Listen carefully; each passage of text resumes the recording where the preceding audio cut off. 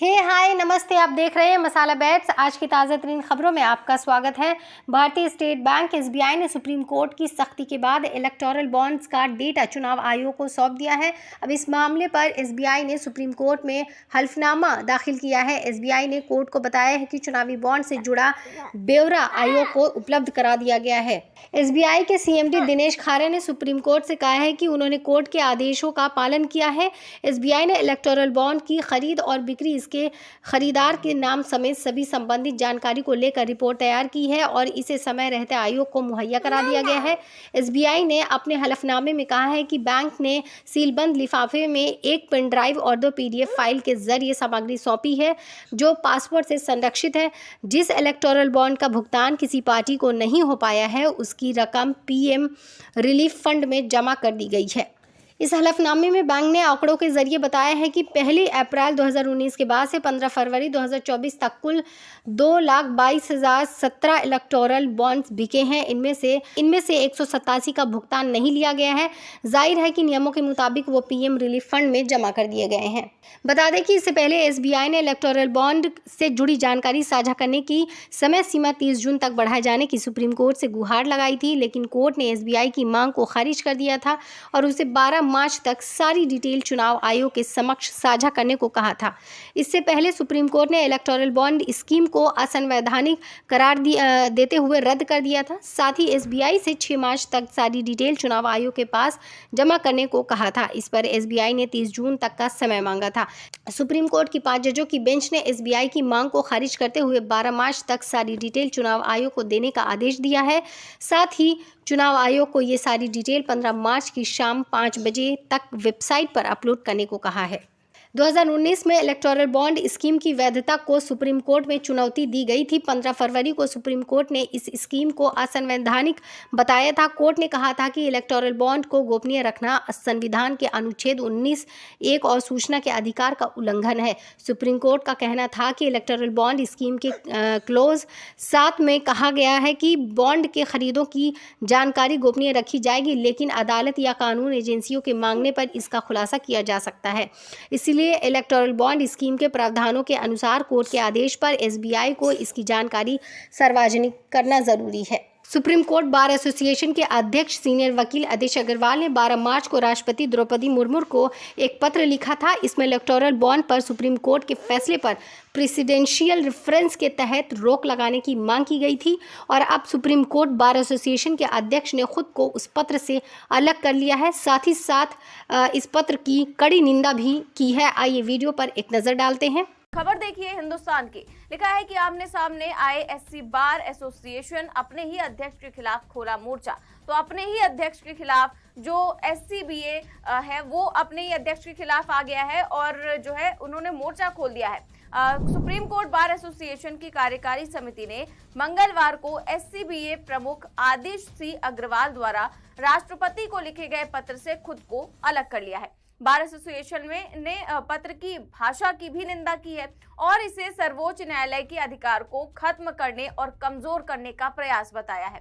SCBA की तरफ से कहा गया है कि सुप्रीम कोर्ट बार एसोसिएशन की कार्यकारी समिति के सदस्यों ने अध्यक्ष आदिश अग्रवाल को ऐसा कोई भी पत्र लिखने का अधिकार नहीं दिया है। ये पत्र ऑल इंडिया बार एसोसिएशन के लेटर हेड पर लिखा गया और आदिश अग्रवाल ने इसे अपनी व्यक्तिगत क्षमता में लिखा, यानी कि आदिश अग्रवाल ने इसे खुद लिखा है, ना कि ये एससीबीए ने लिखवाया है। बार एसोसिएशन ने ना ही ये लिखवाया है, ना ही वो ऐसी इसकी निंदा कड़ी करता है, ये लिखा हुआ है। साथ ही साथ आगे इसमें लिखा हुआ है कि एससीबीए की कार्यकारी समिति आदेश अग्रवाल के इस कदम और पत्र की सामग्री को माननीय सुप्रीम कोर्ट के इकबाल को खत्म करने के प्रयास के तौर पर देखती है और स्पष्ट तौर पर इसकी निंदा करती है। यानी कि बार एसोसिएशन के अध्यक्ष ने जो पत्र लिखा वो क्या अपनी मर्जी से लिखा या फिर उनसे लिखवाया गया, क्योंकि बार एसोसिएशन तो ये कह रहा है कि ना तो उनसे पत्र लिखवाया गया है ना ही हमने लिखने को कहा है, तो फिर आखिर उन्होंने अपने आप पत्र कैसे लिख दिया। इसकी कड़ी निंदा की जा रही है और साथ ही साथ इसकी जांच कराने की बात भी की जा रही है। आपको बता दें कि आदिश अग्रवाल ने संविधान के अनुच्छेद 143 का जिक्र करते हुए लिखा था कि सुप्रीम कोर्ट को खुद ही ऐसे फैसले नहीं देने चाहिए जिनसे संवैधानिक गतिरोध पैदा हो, जिनसे भारतीय संसद की महिमा और उसके सदस्यों की सामूहिक बुद्धिमत्ता कमजोर होती हो और राजनीतिक दलों की अपनी लोकतांत्रिक प्रणाली पर सवाल खड़ा हो। भारत की राष्ट्रपति से संविधान के अनुच्छेद 143 के तहत इस मामले में दखल देने की अपील की गई थी। उन्होंने कहा था कि अगर कॉरपोरेट घरानों के नाम और विभिन्न दलों को दिए गए चंदे की राशि का खुलासा किया जाता है तो कम चंदा पाने वाले दलों द्वारा इन्हें निशाना बनाए जाने की संभावना से इनकार नहीं किया जा सकता है और उन्हें परेशान किया जाएगा। ये कॉरपोरेट कंपनियों से स्वैच्छिक चंदा स्वीकार करते वक्त उनके साथ किए गए वादे से मुकरने जैसा होगा।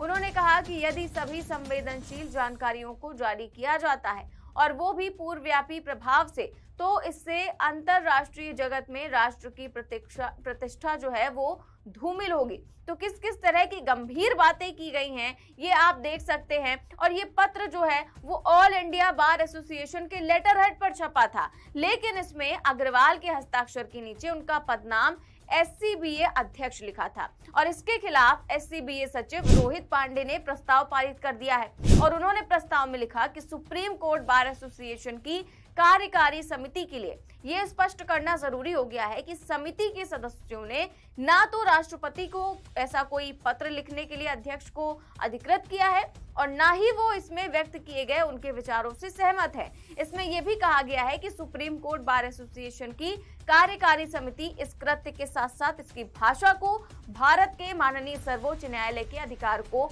खत्म करने और कमजोर करने के प्रयास के रूप में देखती है और स्पष्ट रूप से इसकी निंदा भी करती है। आप देख रहे हैं कि किस तरह से कड़ी निंदा की गई है। और अगर आप सोच लीजिए कि सुप्रीम कोर्ट किसी तरह का निर्णय देता है और उसके खिलाफ इस तरह का अगर पत्र लिखा जाता है, बार बार राष्ट्रपति द्रौपदी मुर्मू को बीच में लाया जाएगा, तो फिर आखिर सुप्रीम कोर्ट भी स्वतंत्रता से फैसले कैसे ले सकेगा। इसी को लेकर इस पत्र में निंदा की गई है। और आपको ये भी बता दूं कि सुप्रीम कोर्ट बार एसोसिएशन के अध्यक्ष का ये खत तब आया है जब इलेक्टोरल बॉन्ड काफी विवादों में रहा। बीजेपी सरकार द्वारा लाए गए इस इलेक्टोरल बॉन्ड पर सरकार को छोड़कर हर किसी ने आपत्ति जताई। 2019 में चुनाव आयोग ने भी कड़ी आपत्ति की थी। सुप्रीम कोर्ट में जब ये मामला गया तो इसमें भी लगातार सवाल पूछे गए और विपक्षी पार्टियां तो गड़बड़ी का आरोप लगातार लगाती ही रही हैं और चुनाव सुधार से जुड़े लोग भी इसको पीछे ले जाने वाला कदम बताते रहे हैं।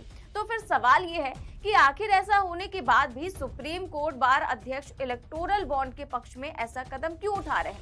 आखिर इस तरह का पत्र जो है वो क्यों लिखा गया और इंडिविजुअली लिखा गया, क्योंकि बाकी सारे सदस्य तो सीधे सीधे खिलाफ आ गए हैं बार एसोसिएशन के अध्यक्ष के।